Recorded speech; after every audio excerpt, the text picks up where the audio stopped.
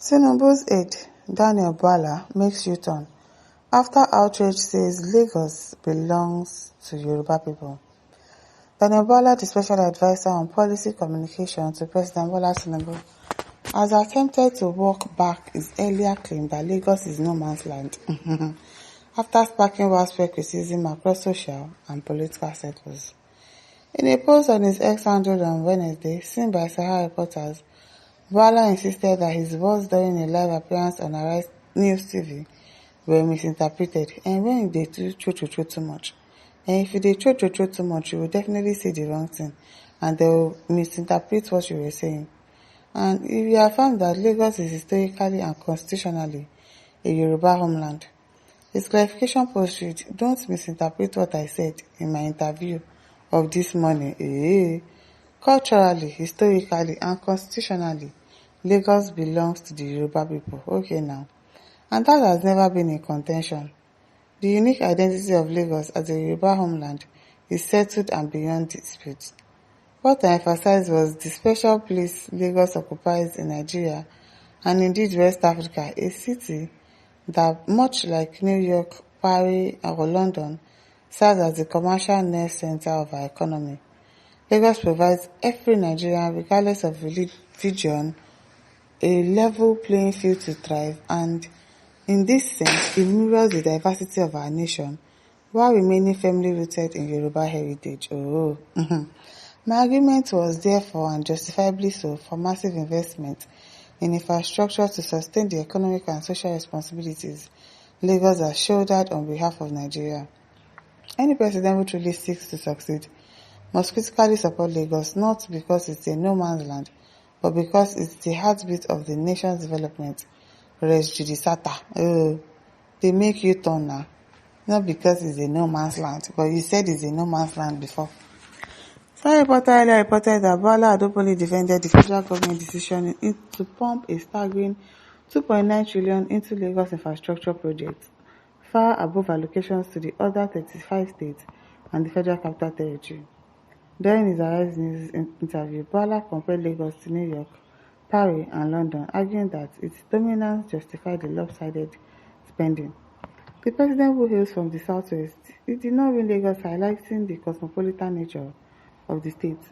Bwala said, were it not for the fact that the majority of the people in Lagos speak Yoruba, one might wonder if Lagos is truly in the southwest. Lagos is a no man's land. Lagos is the hub for Nigeria. Lagos is the pride of the country. Lagos is the beacon of economic growth of the country. Maybe as he said it, they don't threaten and say, who told you that Lagos is a no man's land? It's like you want to lose your job. So he quickly came to change what he said. Abiodun says he eventually woke up from his slumber. Jasper says he's afraid of losing appointment. Exactly. Emmanuel says they don't call Baba to order. That is what must have happened. That okay, that thing that you said, you don't know what you are saying, no. So he came to change his mind. I think the BC says the first statement is the real statement, but the second statement is a political statement. IK. If you know, you know. Eric says, Oga U-turn, he said his mind is northern. He said the mind of his northern brothers. 8B Dominion says, we know the truth. If you like, let him say that Lagos belongs to us. Engineer Ahmed says, stomach infrastructure. Bwala is doing politics of where his belly is facing. Abina Shotude Mati says, he don't go jam talk now, God don't call her. He might go day. Sani Sulaiman says, this guy is a duplicate of anywhere belief is. Okay now.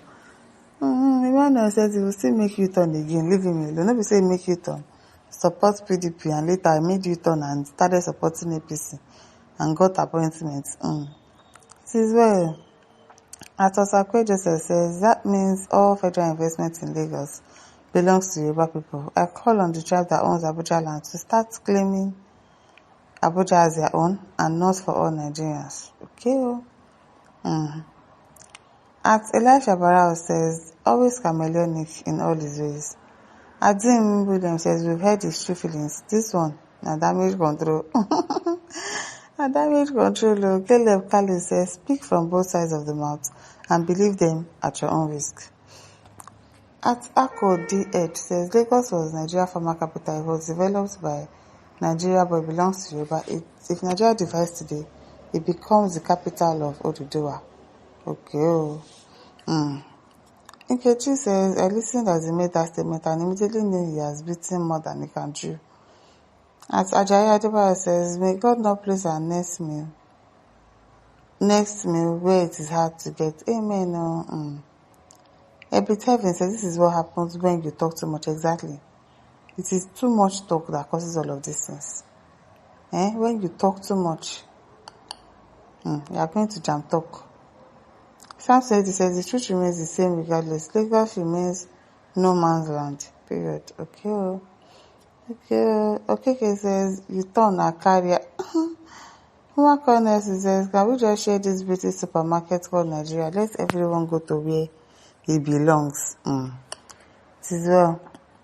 Chidi Triumphant says, the phrase no man's land is contextual. It has always been, but the moment it comes from the mouth of someone from a certain tribe, people twist it to stir sentiment. Calling Lagos a no man's land doesn't erase its indigenous Yoruba roots. It simply means Lagos has become a cosmopolitan city. For 7 years as Nigeria's capital, Lagos was built by the sweat, wealth and sacrifices of Nigerians from every day, everywhere. That's the fact, so why argue it? Most of the problem is that the tribe you dislike happen to invest more than others in the spirit of one Nigeria. If so, then the issue is not Lagos, it is you. What is painful is that we claim to be educated to know history, yet when tribalism calls, some are ready to dump both knowledge and dignity just to follow imaginary battles. Meanwhile, none of this tribal noise will fix our insecurity, poor economy, lack of jobs, schools, hospital, or even stable electricity. So I ask, why waste energy on lies and sentiment when the truth is glaring? It is well. So when the truth is glaring. At Alpha August says, when they talk before thinking, imagine saying an Igbo man talk am. Daniel Bwala, I think it's from the north, right? Okay.